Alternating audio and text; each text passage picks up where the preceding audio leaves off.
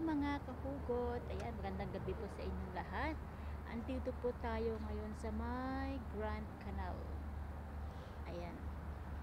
Nag-walking po tayo, nag-exercise po tayo. Pinayagan po tayo ni Madam na makapag-relax naman po tuwing gabi para po malibang-libang yung ating isipan at ma-exercise na din po ang ating katawan. Kasi nga po, diagnose po ako ng depression at sinuggest ng doktor na kailangan ko po ito ang makapag-relax at makapag-exercise, at pinayagan naman po tayo ni amo na makapag-relax po dito kahit gabi po after ng work. Kaya maganda naman po sa maganda naman po sa environment to kasi sariwa yung hangin, malamig, at yun nga po, nakapag-exercise po sa pamamagitan ng paglakad-lakad po, hindi lang po nakakulong sa loob ng bahay. And yun nga po, diagnose nga po ako ng depression kasi sobrang marami po akong iniisip na lahat ng mga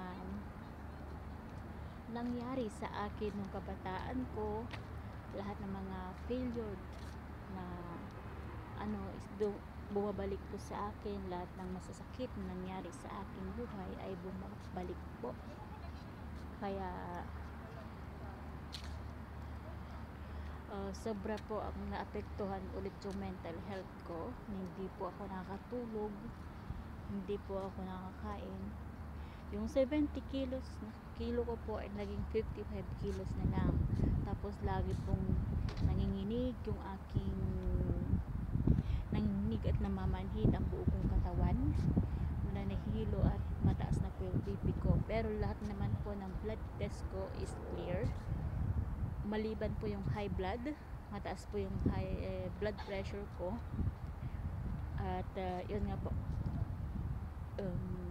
isinuggest po ng cardiologist nung Friday na magpatingin na po ako sa psychiatrist. Hindi naman po dahil nagpatingin ka sa psychiatrist ay may problema ka na o baliw ka na, kundi kailangan po natin ito dahil hindi naman po laging healthy minsan ang ating mga pag-iisip, lalo na po kung tayo po ay napupuno ng mga problema. At ayun nga, naanuhan po nila talagang depression po ang sanhi ng aking pamamanhid ng aking buong katawan, at di ako makahinga, ganun, depression po. Kaya sinuggest po ng doktor na maggamutan na ako, and every 10 days po babalik ako for therapy consultation. At ito, isa po ang binigay niya na suggestion sa akin at sa aking madam, ay maliban sa gamot na aking tinitake, ay kailangan ko pong mag-exercise, mag-walking gabi-gabi, every night po dito.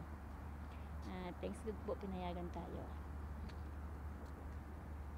Maganda po dito, nakaka-relax po.